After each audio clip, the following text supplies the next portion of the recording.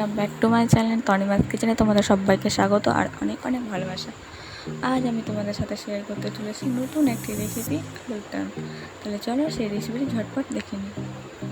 আমি এখানে উপকরণ হিসেবে নিয়ে নিচ্ছি তেজপাতা, শুকনো লঙ্কা, নুন, গরম মশলা, হলুদ গুঁড়ো, লঙ্কা গুঁড়ো, ধনে গুঁড়ো, চাট মশলা আর গোটা গরম মশলা। আর এখানে নিয়ে নিয়েছি আদা পেস্ট। আমি এখানে আলুগুলো আগে থেকে সেদ্ধ করে নিয়েছি।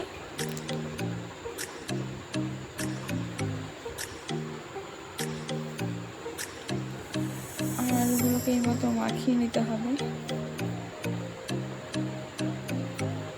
তারপর গরম করে রাখা জল 1 কাপ মতো দিয়ে দিতে হবে, দিয়ে ভালোভাবে নেড়ে রেখে দিতে হবে।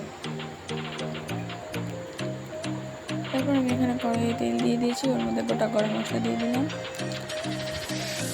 তারপর তেজপাতা, শুকনো লঙ্কা দিয়ে একটু নেড়ে নিতে হবে। তারপর আমি ওর মধ্যে আদা পেস্টটা দিয়ে দিচ্ছি। এবার এটা একটু ভালোভাবে নেড়ে নেব।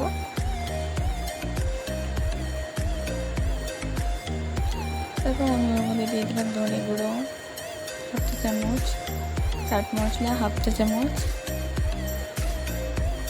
হলুদ গুঁড়ো 1 চামচ আর দিয়ে দিব লঙ্কা গুঁড়ো 1/2 চা চামচ। এবার এটা আমি ভালোভাবে নেড়ে নেব।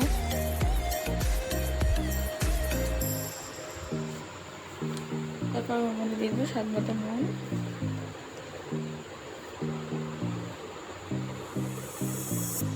এবার আমি দিয়ে দিব টমেটো পেস্টটা। তারপর এটা ভালোভাবে কষিয়ে নিতে হবে। আমার কষানো হয়ে গেছে। এবার আমি ওর মধ্যে আলুগুলো দিয়ে দিচ্ছি।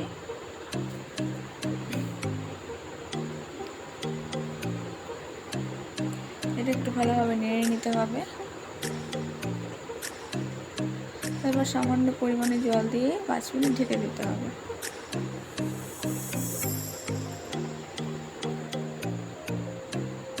ঠিক আছে, আমার রান্নাটা হয়ে গিয়েছে। এবার আমি গরম মশলা দিয়ে একটা পাত্রে নামিয়ে নেব।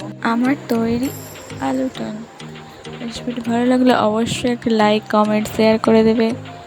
আর আমার চ্যানেলে নতুন হলে অবশ্যই চ্যানেলটি সাবস্ক্রাইব করে দেবে, পাশে থাকা বেল আইকনটিও প্রেস করে দেবে। আজকের মতো এই পর্যন্ত। দেখা হচ্ছে নতুন কোনো রেসিপির সাথে। টাটা।